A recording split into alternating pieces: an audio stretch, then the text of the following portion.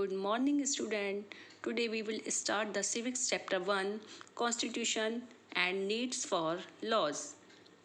Now, firstly, we discuss about Constitution. So, what is Constitution? संविधान क्या है? Constitution is a written document in which we find such rules. संविधान एक written document है जिसमें कुछ रूल्स दिए हुए हैं. वास्तव में हमारे देश का संविधान ही हमें ये बताता है कि how our country should work. The Indian Constitution is a legal document which contains basic laws that define the powers and functions of the government.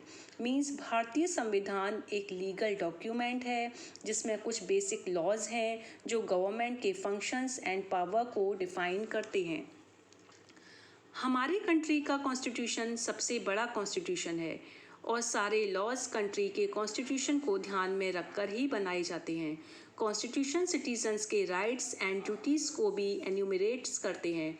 Means constitution citizens के जो भी अधिकार और कर्तव्य हैं उन्हें भी बताता है. गवर्नमेंट कॉन्स्टिट्यूशन में लिखे गए कानूनों के अनुसार ही फंक्शन करती है. Constitution of India was put into force on 26 January 1950. The Constitution gives us information about the compositions of the government. Constitution government के different organ को describe करता है. The different government of the constitutions are legislature, executive and judiciary.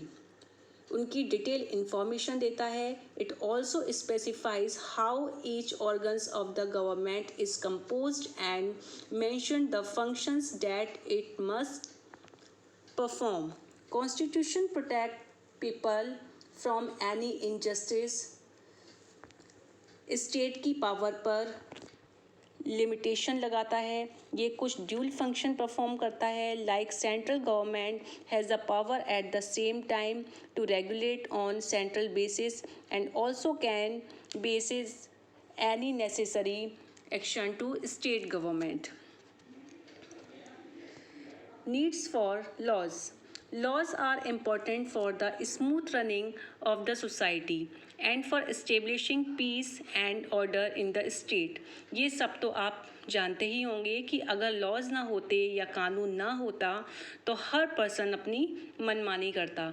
Laws इसलिए ही बनाए जाते हैं जिससे कि हमारी सोसाइटी में स्मूथली वर्क हो सके, हमारी सोसाइटी स्मूथली वर्क कर सके और शांति हमारी सोसाइटी में बनी रहे.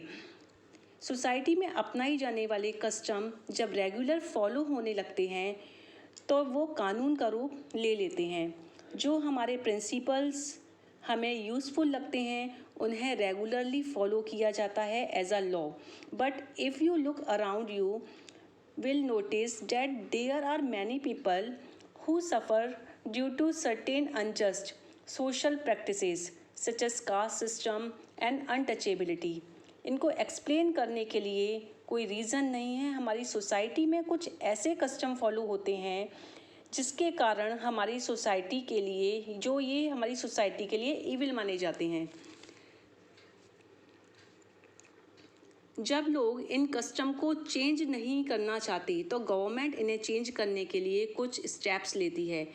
ऐसे जो रिलीजियस कस्टम हैं जो हमारी सोसाइटी एंड कंट्री में रुकावट लाते हैं, ऐसे कस्टम को जल्द से जल्द हमें रिमूव करना चाहिए. नहीं तो ये कस्टम हमारे नेशनल प्रोग्रेस को डिस्ट्रॉय कर देते हैं.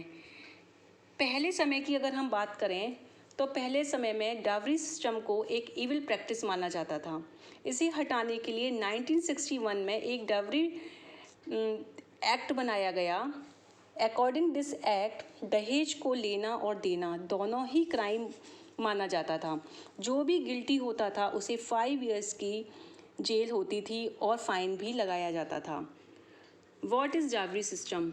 डावरी सिस्टम इज़ ये एक ऐसा सिस्टम है, दहेज एक ऐसा सिस्टम है. It is a gift given to the daughter at the time of marriage by her parents. Ideals before our nation. हमारी कंट्री का कॉन्स्टिट्यूशन कुछ सर्टेन आइडियल्स के द्वारा इंस्पायर्ड है which are include are preamble of our constitution. So what is preamble? किसी legal document का introduction ही preamble कहलाता है. Preamble means किसी भी लीगल डॉक्यूमेंट का introduction. Indian Constitution open with the words, "We the people of India, having solemnly resolved to constitute India into a sovereign, socialist, secular, democratic, and republic." What is the meaning of sovereignty? After the independence, India has become a sovereign state, which means Swaraj. Means Bharat लंबे समय तक किसी भी external power के under में नहीं रहेगा. भारत किसी भी प्रकार की पॉलिसी को फॉलो कर सकता है. वो दूसरी कंट्री से रिलेशन बना सकता है. No outside power can interference in the internal affair of our country. Secular means सभी भारतीय किसी भी रिलीजन को फॉलो कर सकते हैं.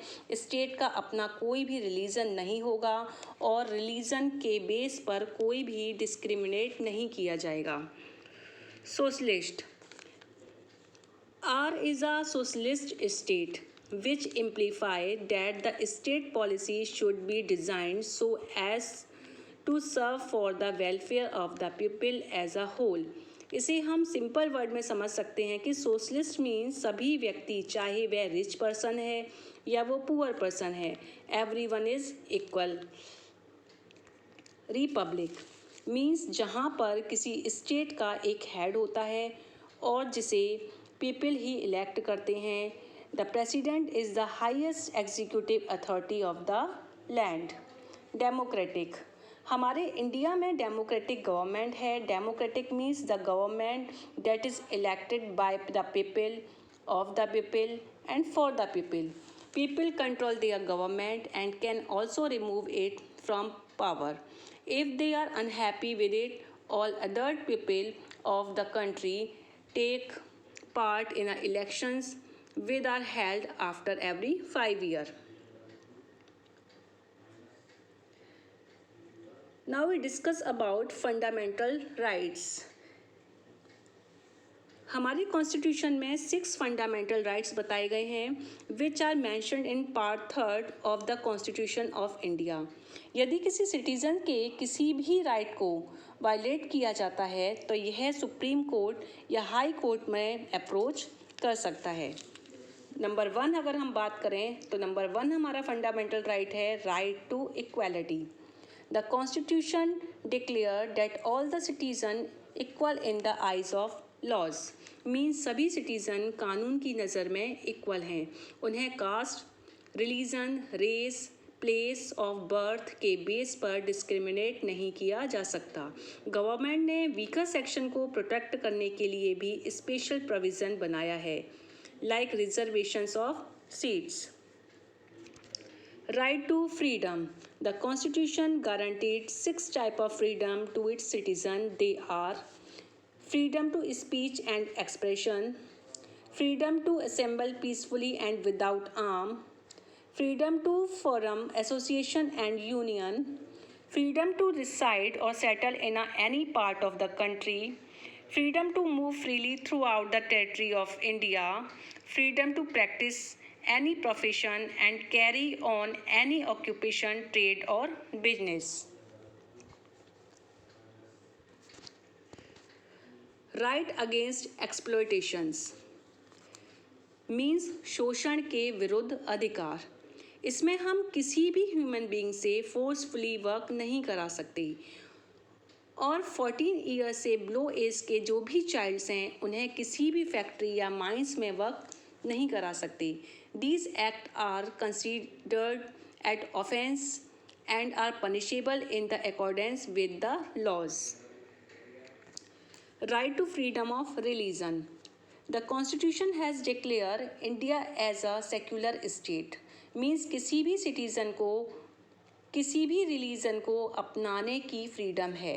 Every religious group has a right to establish institution for religious and charitable purpose and to manage their religion affairs. Culture and educational right. India is a multi cultural country जहाँ पर citizens को अपने cultural right दिए हुए हैं। इसी के साथ हर सिटीज़न को एजुकेशनल राइट भी दिया हुआ है, चाहे वह सिटीज़न किसी भी कास्ट का या किसी भी रिलीजन का हो। राइट टू कॉन्स्टिट्यूशनल रेमेडीज़, इस राइट में बताया गया है कि यदि किसी सिटीज़न के किसी भी राइट को वायलेट किया जाता है या किसी के अधिकारों का हनन किया जाता है तो वो पर्सन या वो सिटीज़न कोर्ट में अप्रोच लगा सकता है। Now we discuss about fundamental duties.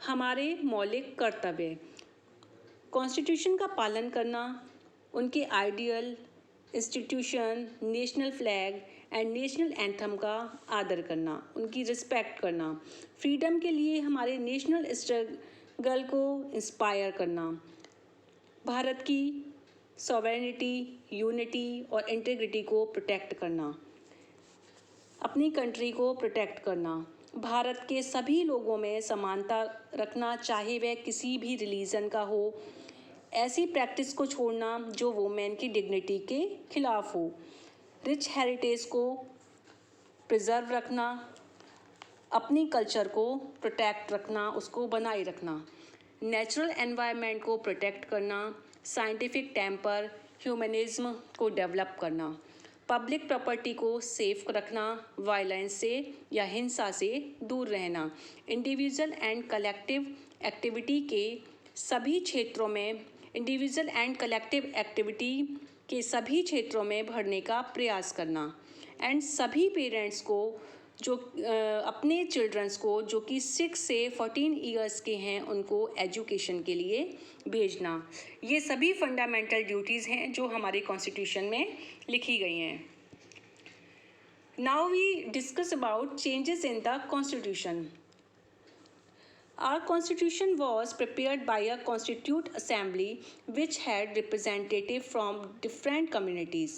हमारा संविधान 26 जनवरी 1950 को फोर्स में लाया गया। उस समय इंडिया में काफ़ी चेंजेस हुए। कॉन्स्टिट्यूशन ने इन सभी चेंजेस को एडेप्ट किया। एज अ रिज़ल्ट उसका जो रिज़ल्ट निकला, it has to be amended. एक ऐसा प्रोसेस जिसमें कॉन्स्टिट्यूशन में चेंज लाया जाता है और is mention in the constitution itself. ये चेंजेस जिस प्रोसेस के थ्रू होता है उसे अमेंडमेंट कहा जाता है। Thank you for watching.